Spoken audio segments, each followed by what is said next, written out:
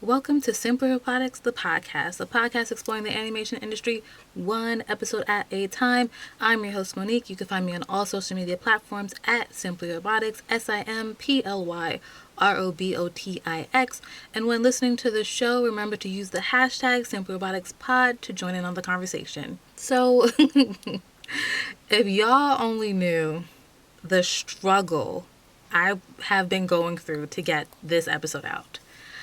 So let's just, before we jump into the episode, let's just have a little us time, okay? Just us. So not work itself, but I feel like the whole working from home, working at home, living at work, which is in your home, which is in your bedroom, which is maybe you have a living room space and a kitchen space. You can rotate the spaces that you're working from home has started to finally get to me a bit. And I did share this on Instagram. I got a promotion in July. So this promotion is on a different project than the project I was hired on last fall. I'm actually about to make a year at the company. Whoop whoop to me. And so there's just been some adjustment to the team. The team's amazing. It's really, really good production management team. The artists are cool, the directors are cool, but it's you're just learning to work with people, learning people's different styles, communication styles, all that sort of stuff, and then doing my job, and then my job changing, which is not different from stuff I've done before, but it's definitely I'm laughing because I'm trying to think of words, but it's definitely more intense with the whole being virtual thing. So it's just been a lot of communications, helping artists get set up on software. They're having tech issues, internet issues, all sorts of issues like that. We have a screening deadline rapidly approaching. So it's just that we're all since I've started in July, there's been a multitude, I'm saying a multitude it's been a lot, but it has been a lot of people that have joined our team afterwards, and it's just kind of been non-stop, just trying to help and support everyone, pick them up to speed. And it's it's tough working from home already during this time, and I understand it's also tough starting a new job, and this new job comes with so much that you have to do when we're all pretty much used to having IT being right there and walking over to them or having them walk over to you and do what they have to do on your computer, and then that's it. All that aside, that's been one aspect. We are, we have our events planned and locked in for Diverse Tunes for the rest of our 2020 year, which is really great and really amazing. We had some interns roll off, we had some interns roll on, and it's kind of just been a lot happening at once. And I didn't want this to be too much about me, but still, this is my show. So I'm going to talk about me a little bit. So there's just been a lot of that, and I didn't even mean to skip that first episode, but I have a document with all the things I want to talk about on this show, and I just was ugh. I can't. I'm watching Korra. I'm watching The Legend of Korra, and I felt I couldn't make time to watch the stuff that I would like to watch for the show, because I'm watching this show that I kind of feel I need to finish, because I also want to do a podcast about Avatar and Korra. So I need to watch this now, right now, and do it. So I say all that to say, my bad for this episode being late. And speaking of Diverse Tunes, this episode was going to be a Diverse Tunes audio, but what had happened was, I loaded up the audio from the event, and I was starting to edit it, and it sounded horrible. It sounded so bad. And this is a podcast. Sound is so important. So I did what anybody else would have did, hopefully, and I didn't use it. So then I was like, okay, well, I was so ready to do this stuff. Now what I'm going to do. And I'm trying to do video components. So I have to try and figure that out as well. So I'm here and I'm thinking like what to do, what to talk about, because I don't really want to miss another episode. And I realized that I'll just talk about some things that I've been doing and attending during this time, which is I've been going to to some virtual events. So one, I just realized I forgot to put on here, but I'm going to start off with this event because it was a bit smaller scale, and that is the Black Web Fest. Black Web Fest I found out about a couple years ago, and I just really enjoyed it. I thought it was really exciting, and I ended up helping out as a program coordinator, and then we've done one diverse tunes panel with them.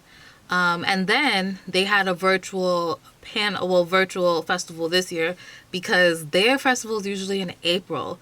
And that is when things got really real with COVID in New York City. I'm laughing, but that was really scary. So they pushed it back and they were able to do something virtual. And that was on this, now I don't remember the platform that it was, but the platform that Black Web Fest was on this year was pretty interesting because it was a platform made for virtual film festivals. And I think that's something we're going to, COVID aside, I feel like people were starting to do a little bit more. But obviously with COVID, it seems like people have been building up websites and platforms to better support film festivals. And I thought that from the back end user aspect, man, I wish I could remember what this thing was called. Maybe it was called like Hoopla or something. I'm totally messing it up. But it had like a green screen room, and it had like kind of like different areas. It had a stage, and the stage was where like people would view things, and the stage had like a chat area, and then there was a backstage for like panelists and the people that were doing interviews or whatever, and we could actually talk amongst ourselves and have our own chat, and it wasn't viewable like on the stage. And it seemed like that was cool, how you can have, I guess it was virtually emulating the things that you experience. So before I kind of continue on with that, I want to talk about the first virtual festival I went to was Annecy. Now, Annecy, properly known as the International Animation Film Festival, it took place on June 15th to June 30th of this year. It was created in 1960, and it takes place every June in Annecy, France. And to me, Annecy is like a huge big deal. It's like the Oscars of animation. That's how I interpret it. I've never been or gone, whatever is grammatically correct. And I have huge aspirations of going one day. One, because I've never been to France. And because this is like a big, humongous festival experience. And everybody just says it's like really beautiful. And I want to go too. Yeah, I want to go.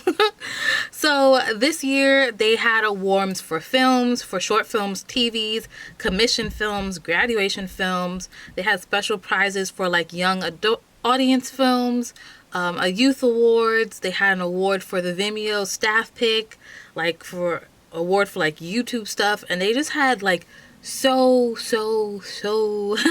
many awards. I saw some behind the scenes of Cartoon's upcoming film, The Wolfwalkers. Which made me so happy, they shot some of their footage in this castle. They shot some footage outside of a castle in Kilkenny, Ireland. And when I took that trip, which is now about 5 years ago, I got to visit that castle. And you can go inside, of course. It's like, in a sense, like a museum where some parts are like wired off so you don't get too close. But I saw the castle in the video and I was like, I was there. I went there. Anyways, I love Cartoon Saloon so deeply, very much. So I was very excited to see some sneak peeks about that. I watched a bunch of short films, stuff that's upcoming or like coming to streaming platforms. I didn't watch too many movies because I was just trying to like best utilize my time, and I felt like I could just watch more stuff if I was watching shorts. But what I really want to talk about is Women in Animation had a virtual summit. Yeah, over the 2 weeks, they released like a couple videos the first week and then a couple videos the second week. And one presentation or talk that they had was Black Women in Animation Looking to the Future. This was moderated by Jamal Joseph. He's a professor of film at Columbia University. He's also a producer, director, writer, and activist. The women on the panel were Jade Branion, I apologize if I'm butchering your name. She's a writer. Camille Eden, Vice President of Animation Recruitment and Talent Development at Nickelodeon Animation Studio. I'm going to mess up her name. I'm going to say Misan Segay. I'm so sorry. She's a screenwriter at Netflix. Karen Rupert Tolliver, Executive Vice President of Creative at Sony Pictures Animation. So this panel was impactful for me because this was like the first time I saw a panel of basically like senior Black women in animation before. On most panels featuring women in animation, there's like one Black woman, if there's any. And at this time, there's like 1, 2, 3, 4. And I was like, I've never seen this many Black women talking about animation at one time. And they're just not only like Black women, like I said, they're like senior Black women. They're Black women that have been in the industry for a minute. So that was just really exciting because there's just so many Black women, I'm sure, that just like gave up on animation because they were just struggling. It didn't seem like things were happening for them and they didn't, it's just like, why keep going at this thing if like I'm facing sexism or racism or ageism even because like I'm young and I'm trying to change the world or something like that. And they just drop out of the industry for whatever experiences that they had or reasons. And to kind of see like what could be my future up there on the screen was just like really inspirational. And I was like, I need this. I need this right now. So with that being said, prior to recording this episode, I did go to the Women in Animation website and I found out that they did finally release all the videos from their virtual summit. But I must have missed the announcement because like I would have tweeted it. So don't worry because I got you. And in the event description, in the episode description, I have a link to the Women in Animation virtual summit. And, if you click through the videos, there's a video of basically like an artist tour, like here's my workspace, and yours truly gave a little bit of like, here's my desk, and this is what working at home looks like for me. And thank God that's about to change. I'm giving my work from home space a facelift, a much needed facelift, because I can't anymore. I can't. Not like this. If I'm gonna have to spend all this time in my room doing work for work and doing work for all the other stuff that I do, I need to be entirely way more comfortable, right? Okay, so moving forward.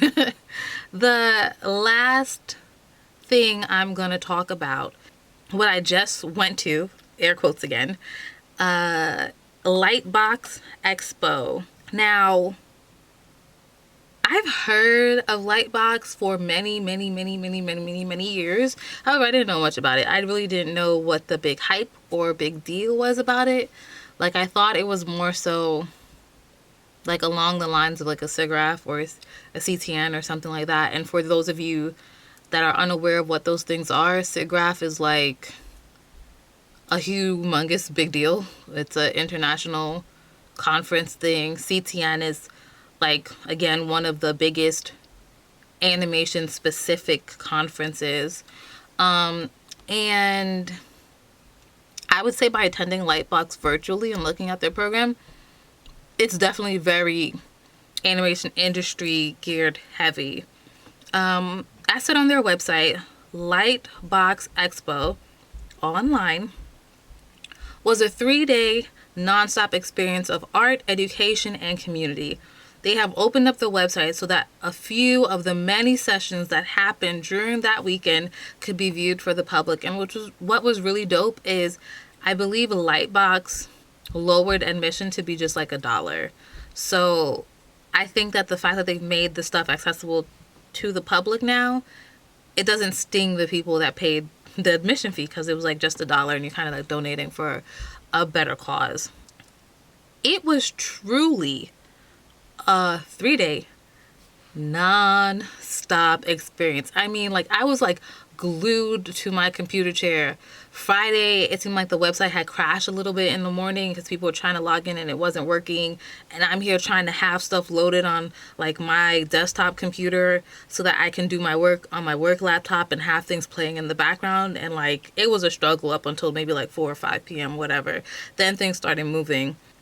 Very similar to conferences, I found myself scrambling because most of the things that were happening on different platforms. So I'm scrambling from one talk or one demo or one like group artist hangout to another because stuff is happening on Twitch or Instagram Live or YouTube or like, I don't, Zoom. Yeah, stuff was happening on Zoom too. So you're like, which link? Where am I going? Right?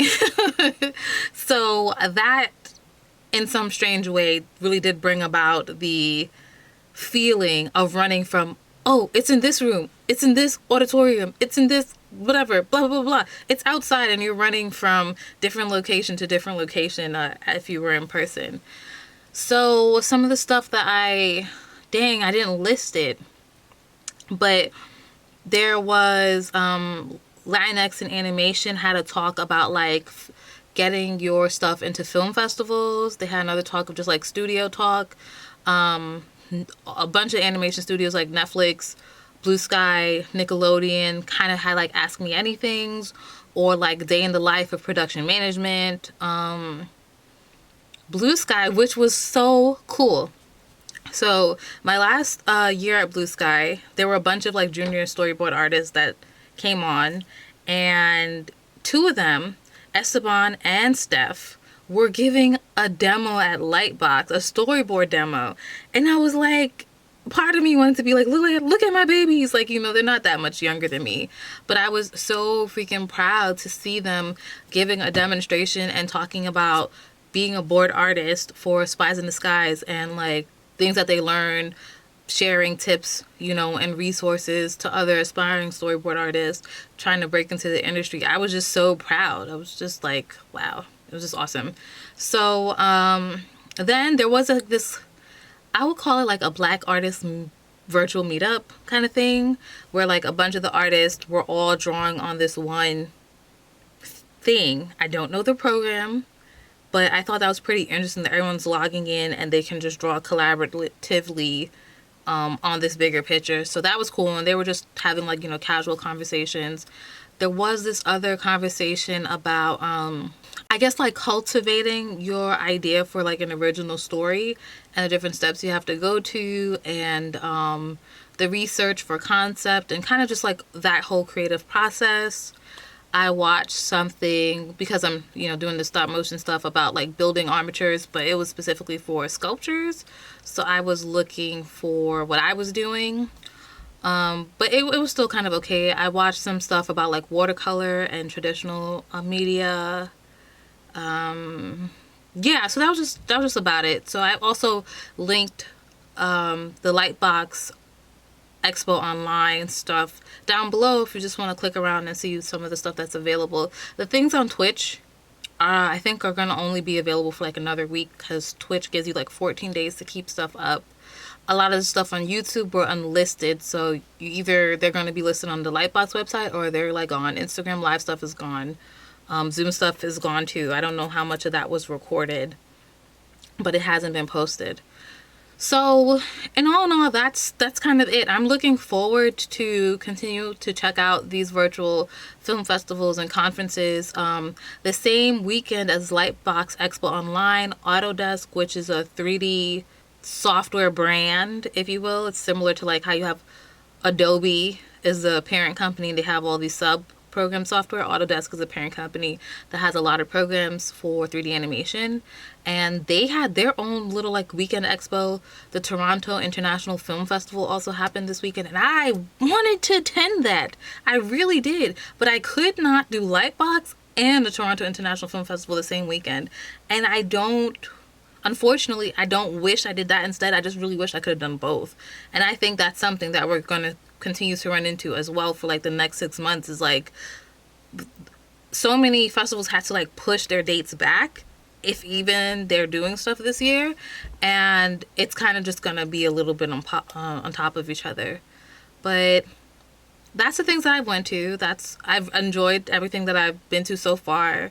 And if you have any, or if you're aware of any film festivals, animation festivals, or whatever that's coming up, let me know. Maybe we can go together. And tell me, what kind of virtual functions have you been checking out? What have you been,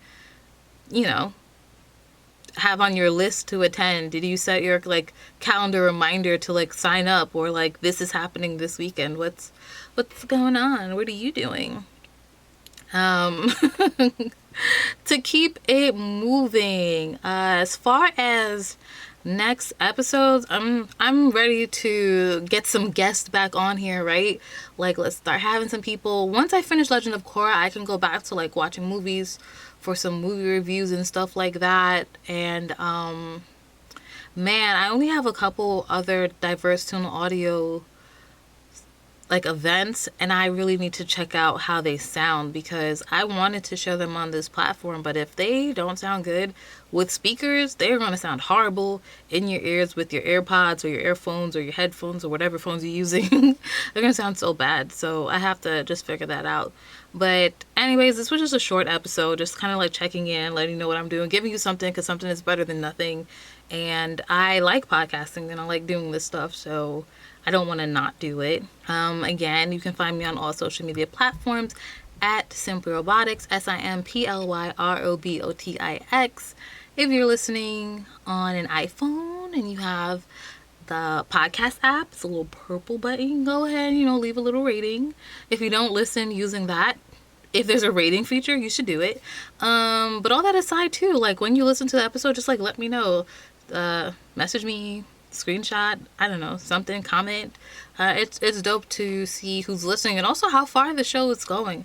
I would love to know, if you are not in the United States, where are you listening from? But anyways, let me get out of here so I can go do some stuff to continue bringing you stuff. Bye.